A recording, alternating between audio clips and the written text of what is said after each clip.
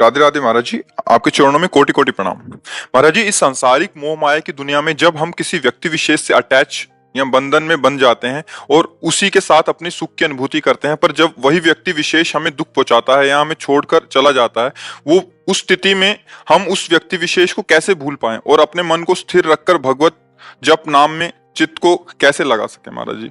कैसे उससे इसी का नाम आसक्ति है। जो आप कह रहे हैं उसी का नाम आसक्ति है। आसक्ति होना सहज है, पर आसक्ति छोड़ना बहुत कठिन है। हम किसी व्यक्ति, किसी वस्तु, किसी स्थान आदि में जो सुख का अनुभव करने के लिए आसक्ति करते हैं, वो अज्ञान है। अज्ञान के कारण ही है, क्योंकि सुख तो भगवत स्वरूप है। भला नाशवान परिवर्तनशील शरीरों में कभी सुख मिला है क्या?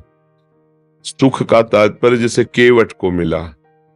केवट श्री भगवान के चरण पखाड़ रहा है, भगवान बाद में उसको उतराई दे रहे ना, मना कर रहा है ना भगवान से। वो कह रहा अब कछु नाथ न चाही मोरे, और जब चरणों को पखाड़ रहा है तो कैसा स्थिति कैसी? अति आनंद उमगी अनुरागा चरण सरोज अश्रु प्रवाहित हो रहे हैं। ऐसा आनंद, ऐसा सुख मिल रहा है कि भगवान से कह रहा है अब कुछ नहीं चाहिए, भगवान से कह रहा है। इसे सुख कहते हैं। प्रभु के नाम, प्रभु के रूप, प्रभु की लीला, प्रभु का धाम। हमारी जो सुख की मांग है, चूंकि हम सुख सिंधु के अंश हैं, भगवान सुख समुद्र है और हम जीव हैं, उनके अंश है, तो हमारी मांग सुख ही है।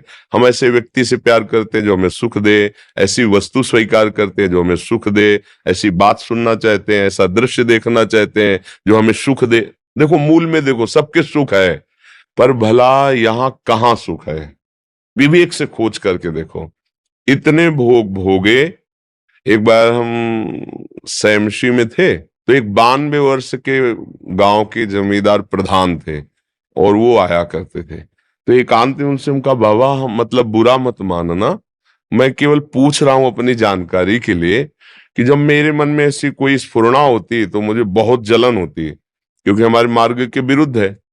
तो हमें लगता है कि मन को हम समझाते हैं कि बस 20-30 वर्ष की बात है, इसके बाद तो शांत होता है। आपका क्या अनुभव है? वो 92 वर्ष के थे। तो उनका, महाराज अभी तो आप बच्चा ही हैं, कहने में हमें शर्म लगती है, पर हम 92 वर्ष के हैं, पर हमने जैसा मन बचपन में देखा था, जवानी में देखा था, वैसे ही आज है। मैं योग्य किसी के नहीं हूं, पर मन की दशा वही। अब हमको भयंकर भय लगा कि इस मार्ग में मुझे इस पर तो विजय प्राप्त करनी पड़ेगी, ये अवस्था के अनुसार तो नहीं जाएगा। फिर परमहंस श्री स्वामी ओंकारानंद जी महाराज, ब्रह्मलीन महापुरुष थे, उनसे फिर प्रश्न किया कैसे इस पर विजय प्राप्त की। फिर उन्होंने साधन पद्धतियां बताई गुरु कृपा से। तो ये जो हम सोचते हैं कि इन भोगों के भोगने से सुख मिलेगा, सच्ची बात देखो, आप लोग तो गृहस्थी में हो, कहाँ आपको ऐसा लगा कि अब कृत्य भयो मैं, हे नाथ आज मैं तृप्त हो गया, अब नहीं चाहिए।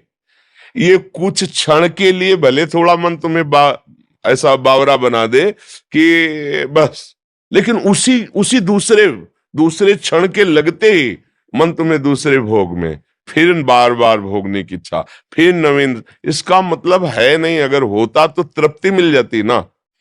तो हम अगर किसी व्यक्ति से या वस्तु से, आप तो व्यक्ति की बात कर रहे हैं, कितने ऐसे नशेबाज लोग हैं जो कहते हैं मैं नशा नहीं छोड़ सकता, इसके बिना मैं जी नहीं सकता। अब आप बताओ, अपना जीवन किसी नशे के अधीन कर देना, किसी व्यक्ति के अधीन कर देना, किसी भोग के अधीन कर देना, ये अज्ञान के कारण ही तो होता है। तो सुख भगवान में है, ये पता नहीं है हमें। हमें लगता है सुख भोगों में है, और भगवान ने इस पूरे संसार को रच के एक पोस्टर लगा दिया, दुखालयम अशाश्वतम। गीता जी में कहा इसमें दुख ही दुख भरा है और अशाश्वतम, यहां कुछ टिकाऊ नहीं है, सब परिवर्तनशील, सब नाशवान। आज तुम्हें कोई प्यार से गले लगाएगा, कल वही तुम्हारी तरफ देखेगा नहीं, जब तुम उसके काबिल नहीं रह जाओगे। या नवम नवम, मन का क्या कार्य क्या है? नवम नवम, छोड़ो, अब नया सुधार करो, प्रभु का नाम जप करो और प्रभु से प्रार्थना करो। देखो हमारी मांगे क्या है? हमें कोई सुंदर रूप मिले, सुंदर रूप, टिकाऊ होना चाहिए, और मेरा वो मित्र हो ऐसा जो मेरे लिए प्यार करे, केवल मेरे लिए प्यार करे, और मैं कभी उससे बिछड़ू ना, और वो सदैव मुझे सुख देता रहे। ये सबके मन में है, सबके मन में है। पर सही दिशा ना होने के कारण हम उसे धन मान लेते हैं, हम उसे पुरुष मान लेते हैं, हम उसे स्त्री मान लेते हैं, वस्तु मान लेते हैं। ये सारी की सारी बातें भगवान में है। उनका रूप अविनाशी, और एक बार जिसे भगवान स्वीकार कर लेते हैं उसे कभी छोड़ते नहीं, और भगवान सुख देते हैं, उनको कुछ चाहिए नहीं। तुम्ही को तो सब कुछ दिया है उन्होंने, तुम्हारा क्या चाहिए? तुमको तो दिया है उन्होंने। तो दियम वस्तु गोविंदम तुभ्यमेव समर्पय, बस इतनी बात है। अगर आप संसार के किसी व्यक्ति वस्तु स्थान में भगवत भाव कर ले, फिर आपको आसक्ति नहीं होगी, क्योंकि आपने पहले ही भाव कर लिया था कि प्रभु मेरे इस रूप में है। तो वो रूप बदल जाएगा, लेकिन प्रभु तो आपके रहेंगे ना, वो संभाल लेंगे। हम लोग प्रभु भावना करके जो वस्तु व्यक्ति में फंस जाते हैं, तो वही फिर हमारे आगे जन्म का कारण होता है। अगर हम स्त्री रूप में फंस गए तो अगला जन्म स्त्री का, पुरुष रूप में फंस गए तो पुरुष, हिरन में फंस गए तो अगला जन्म हिरन का हुआ ना। तो इसलिए हमें सावधान रहना चाहिए। पहली बात यह कि मेरा कोई नहीं है, पक्का नहीं है। जो मुझसे प्यार करता है वो अपने लिए प्यार करता है, मेरे को अपने लिए प्यार करता है। जिस दिन उसको अपने लिए घाटा समझ में आएगा ना, वो ना गुरु मानेगा, ना संत मानेगा, ना प्रिय मानेगा, ना पूज्य मानेगा, छोड़ देगा। है ऐसा कि नहीं है? फिर सांसारिक संबंधों की तो बात जाने दो। तो इसलिए जिन्हें स्वीकार करने पर कभी आज तक किसी को घाटा नहीं हुआ, वो है श्री भगवान, श्री किशोरी किशोर जी, लाडली लाल जी। अब मान जाओ, जब आपको पता चल गया है कि सब स्वार्थ का स्वरूप है, तो उसके लिए मत रो। अब ऐसे वर को क्या वरु जो जन्म में मर जाए, ऐसा वर वरु चूड़ लो अमर हो जाए। वो है श्री गिरधर गोपाल जी, श्री कृष्णचंद्र। मीरा जी कह रहे मेरा तो चूड़ला अमर है, मेरा सुहाग तो श्री कृष्ण है, कोई फर्क नहीं है। इसलिए भाई हमारे पास प्रश्न का उत्तर यही है कि नाम जप करो, अपनी गलती को सुधार करो। हम गलती में फंसते चले जाते हैं, और कोई मुझे प्यार नहीं करता। जिसको अपने सुख की गुंजाइश दिखाई देती है वही मुझे प्यार के जाल में फंसाता है। अपने सुख के लिए सारी बातें हैं, ऐसे ही सबका संबंध समझ लो। जिस दिन अपना सुख, हम एक जगह थे तो एक वृद्धा महिला आई, अपने पति के लिए कहती, महाराज भगवान से मनाओ कि उनको उठा लें। उनका उठा लें का मतलब क्या, गिर पड़े हैं? बोले नहीं, वो पड़े पड़े हगते रहते, बड़ी दुर्गति प्राप्त करे, उठा ले। तो हम कहा तो लड़का है, बहू है, तुम है, सफाई करो, उनकी सेवा करो। बोले अब सब नहीं होता, बस आप इतनी कृपा करो, भगवान उठा ले। ये है संसार, ये है संसार। उसके काम के ले रहे तो भगवान उठा ले, काम के हो तो आए भगवान, कितने निर्दयी, तुमने क्यों ले लिया। ये संसार का स्वरूप है। तो आप समझो, थोड़ा विवेक को जागृत करो, मोह का नाश होगा। होए विवेक मोह भ्रम भागा, तभी भगवान से प्यार होगा, तभी तुम्हें विश्राम मिलेगा।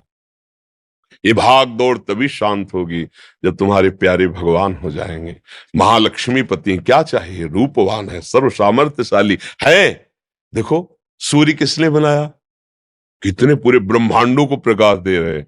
ये सब चिटिर पिटिर रात्रि में थोड़ा प्रकाश दे, देखो सूर्य कितने ब्रह्मांड को प्रकाश दे। कहीं भी चले जाओ है सूर्य, चंद्र का प्रकाश, सब ऑक्सीजन, सब जल भोजन शरीर, कितनी सुंदर है ना। कोई रचना करने वाला महान ईश्वर, हम उसको अपना क्यों ना माने, अपना प्रीतम मान लेना। अच्छा, हम आज भी सत्संग में कह रहे थे, कई बार कहा है, अगर वो अनुभव में ना आता ना तो हम सबसे कह देते भैया लगे तो बचपन से है, पर हाथ कुछ नहीं लगा।